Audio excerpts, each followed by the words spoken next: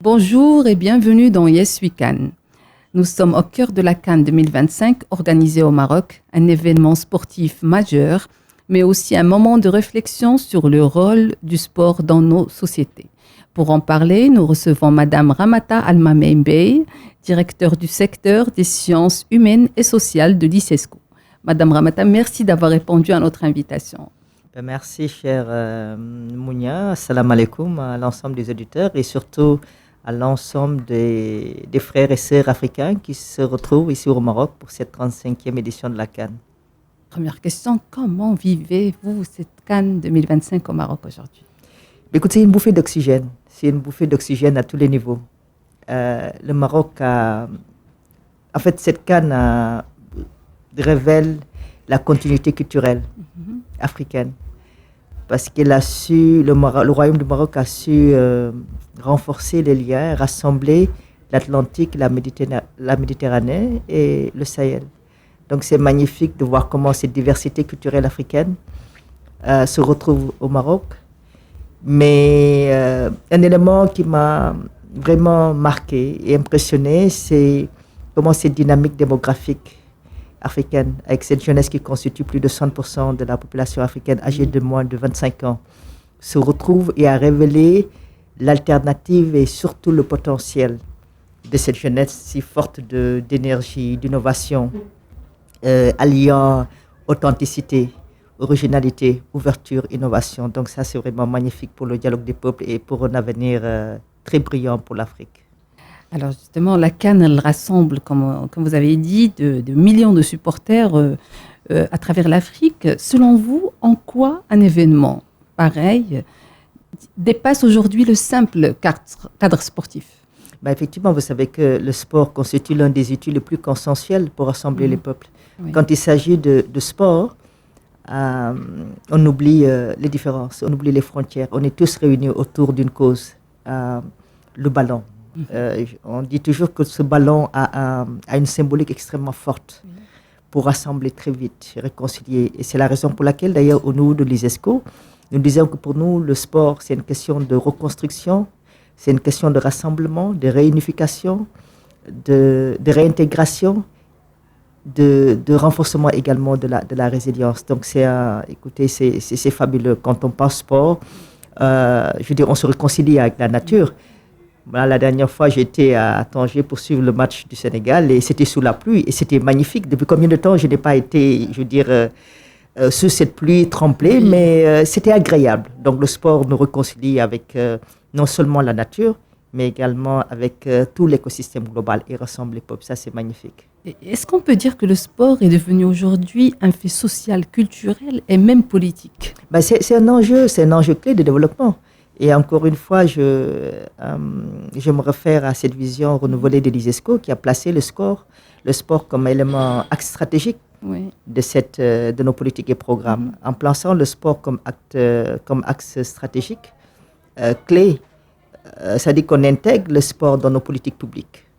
Et intégrer le sport dans nos politiques publiques nous permet d'avoir une vision holistique et inclusive. Parce que quand il s'agit de sport, il s'agit c'est une question de santé publique.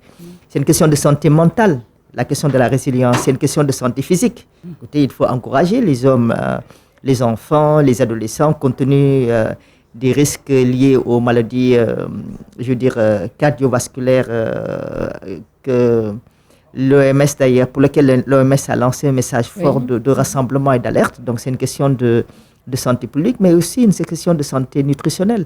Comment dire encore, tout se joue dans ce qu'on mange. Donc le sport est un élément complet. Donc, quand on l'intègre comme axe stratégique pour des politiques publiques plus sensibles au sport, non seulement nous renforçons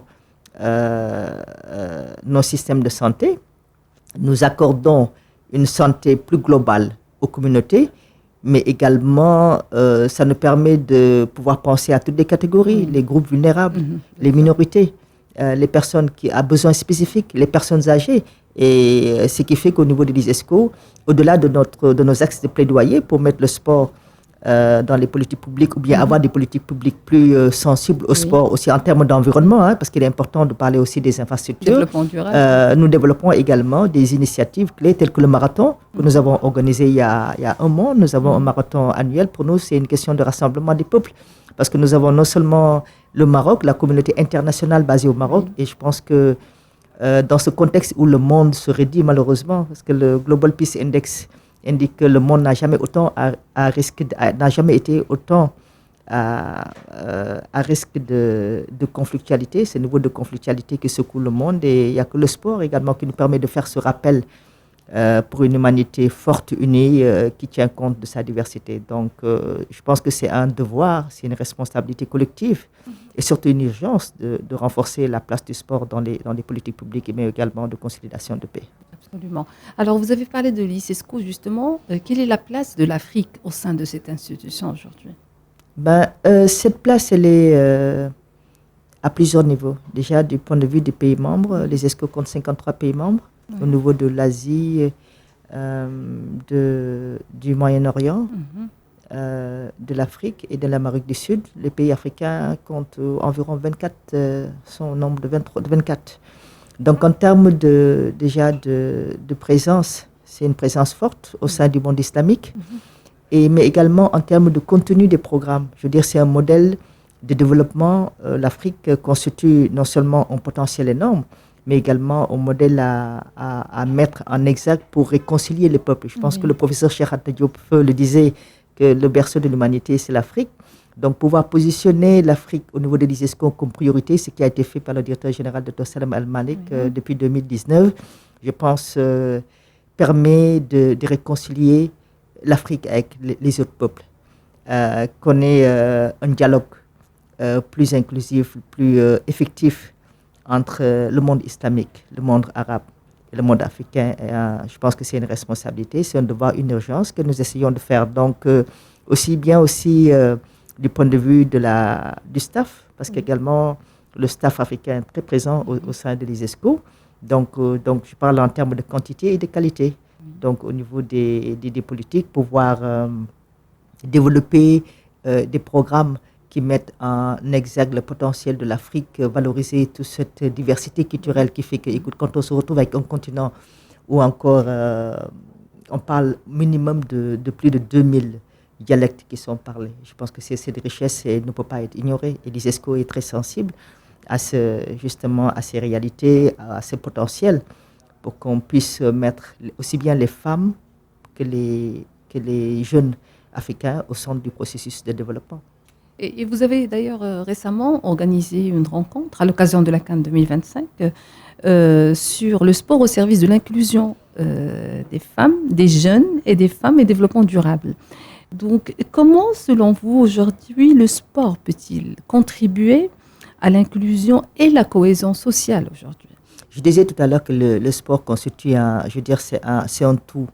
C'est un tout qui permet de relier tous les niveaux, mais qui permet également d'avoir une convergence, avoir plus de confluence pour plus d'effectivité dans les politiques publiques. Voilà, pour nous, c'était un moyen de pouvoir combiner la question urgente d'une prise en main collective en matière de changement climatique, montrer l'importance de réconcilier l'humain avec la nature, ce pacte que nous avons pour préserver nos terres non seulement pour la survie de l'humanité, mais également préserver nos terres pour les générations futures. Donc pour nous, c'était important de rappeler que quand même plus des millions, des centaines de millions de personnes souffrent de la question de la dégradation des terres, et rappeler ce message de réconcilier, de pouvoir sauvegarder nos terres pour les générations, c'est important, et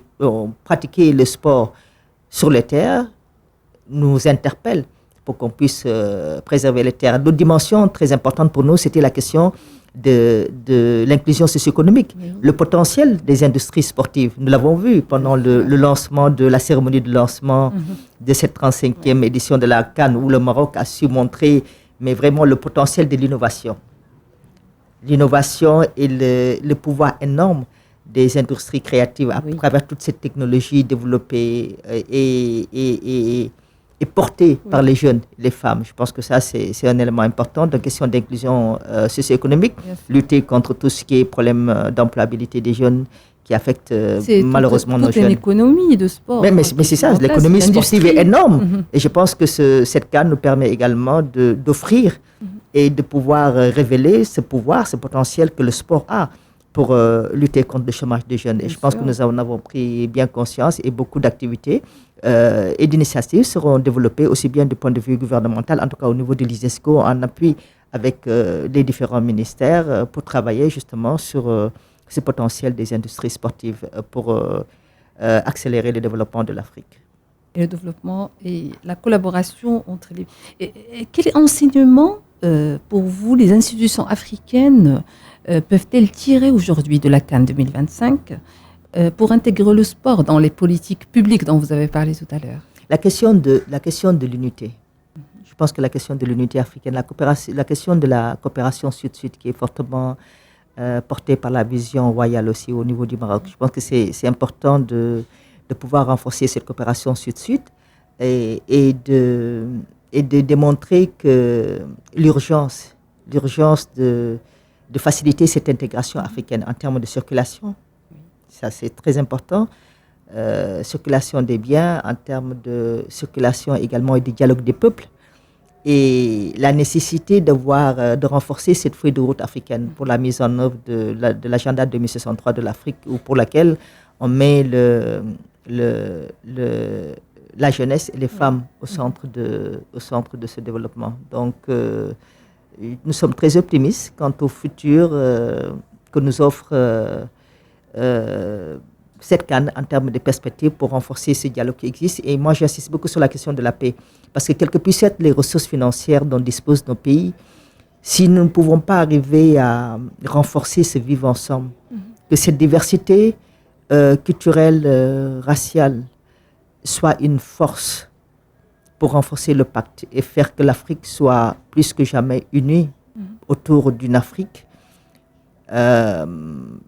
afin qu'on puisse perpétuer ce legs que les ancêtres nous ont laissé. Et ce legs est extrêmement important. Je veux dire qu'on puisse le positionner au niveau des politiques, mais également que ça puisse se décliner en actions concrètes au niveau communautaire. Bien sûr, oui. C'est ça le plus important. Et en tout cas, au niveau de l'ISESCO, c'est ce que nous essayons de faire en créant beaucoup plus de dialogue entre les politiques, le secteur privé, les organisations de jeunes, les organisations de femmes et tout ce qui est acteur au niveau international et communautaire. Et c'est la raison pour laquelle d'ailleurs nous plaçons la jeunesse non seulement pas en tant que priorité, mais également en termes de force motrice pour l'engagement, pour la mise en œuvre, l'élaboration et la mise en œuvre des différents agendas, que ce soit l'agenda 2063, l'agenda des Nations Unies de 2030 ou bien les orientations stratégiques de l'OCI et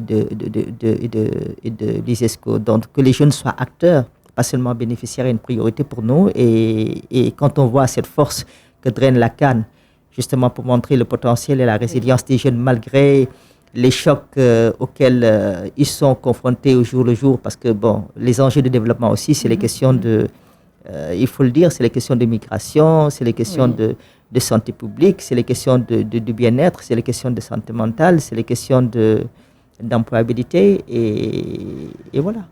Mais ça crée de l'emploi, ça crée... Bien sûr, c'est un levier incontournable de développement. Donc qu'on puisse en prendre compte nous permet de pouvoir, accélérer le processus de développement de nos pays. Et je disais la dernière fois que quand nous avons reçu Madame le ministre de la Jeunesse et des Sports du Sénégal, qui a lancé un message très fort pour dire que le Sénégal a positionné le sport comme axe stratégique de la vision, de la nouvelle vision développée par le chef de l'État et bien sûr avec l'accompagnement du Premier ministre. Je pense que ça c'est un élément très important et beaucoup de pays africains sont en train de faire la même chose. C'est le cas du Maroc. Bien sûr, le Maroc est un exemple très fort parce que nous, déjà au niveau de l'ISESCO, si on prend le modèle de coopération que nous sommes en train de développer déjà avec le Royaume du Maroc à travers non seulement le ministère de la Jeunesse, de la culture et de la communication, mais avec le ministère de l'Éducation et des Sports, le ministère en charge du développement social. Je pense que ça nous donne tout un... Le ministère, ça veut dire c'est une opportunité unique pour pouvoir valoriser ces modèles à travers la mise en œuvre de programmes novateurs qui peuvent inspirer les autres pays. Par exemple, sur les questions de santé mentale, nous avons pu développer un guide d'orientation sur les questions de santé mentale en termes dans des situations de crise. Et la question de la santé mentale est connectée à la question, par exemple, du bien-être, à la question de conciliation de la paix. Donc, qu'on puisse avoir ce regard inclusif, encore une fois, holistique, de développement permet de pouvoir accélérer. Et encore une fois, un des espaces, outils qui nous permet d'y accéder et de le faire, c'est le sport. Et est-ce que la CAN peut servir de laboratoire pour expérimenter de nouveaux modèles de sport inclusif en Afrique? Je dis que pour moi, cette CAN, ça peut être un think tank. Je pense que le modèle qui a été développé, qui a été en tout cas promu, qui a été impulsé et qui a bien sûr reçu l'adhésion des différentes nations africaines, des différents peuples, et même au-delà de l'Afrique, nous avons combien d'organisations ou de personnes venant issus des autres continents viennent regarder la CAN. Je pense que ça, c'est un élément très important pour nous de dire que ce modèle, je pense que mérite d'être documenté, mérite d'être partagé, pour qu'on puisse, pour que, en fait, ce modèle puisse servir d'élément fondamental d'accélération du développement du continent. J'en suis convaincu. Et à tous les niveaux, parce que c'est une question de sciences et technologies, c'est une question de culture, c'est une question de placer encore l'humain au centre du dispositif de développement. Parce que ça, c'est important. Tout se joue au niveau en fait, nos politiques de développement sont menées, pensées par l'humain. La question de l'intelligence artificielle dont on parle, cette transformation digitale, nous avons vu aussi le pouvoir de cette technologie. Dans le sport. Je pense que tous ces éléments nous permettent de non seulement recentrer l'humain au cœur des politiques et programmes, mais que cet humain, dans sa diversité, aussi bien du point de vue du genre hommes et femmes que du point de vue culturel, également géographique, soit, je veux dire, un axe central de nos développements. Alors, nous avons l'habitude de poser une question, Madame Ramata, au cours de cette émission, Yes We Can. Ce que l'Afrique peut réussir aujourd'hui collectivement grâce au sport. Écoute, Yes We Can. Mais déjà, félicitations pour ce concept de Yes We Can. Yes We Can et We Can. On dit qu'avec la CAN, on peut. Avec la CAN, on peut. Et ce que ça a réussi, on en a parlé, en termes de cohésion du peuple, en termes de dialogue, de rassemblement. Et ce modèle qui peut, encore une fois, propulser le développement du continent, le dialogue entre le dialogue des peuples, que ce soit l'Afrique, dans le monde islamique, en lien avec l'agenda international. Déjà, je pense à un élément très, très, très extrêmement important. C'est la question de leadership des femmes. Dans cette CAN, vous êtes là en tant qu'animatrice ou journaliste sportive. Nous avons vu des leaders féminins de haut niveau aussi des sports qui sont là, qui sont au sein de la Confédération africaine de football, que ce soit au niveau de la FIFA, que ce soit au niveau de l'équipe d'encadrement.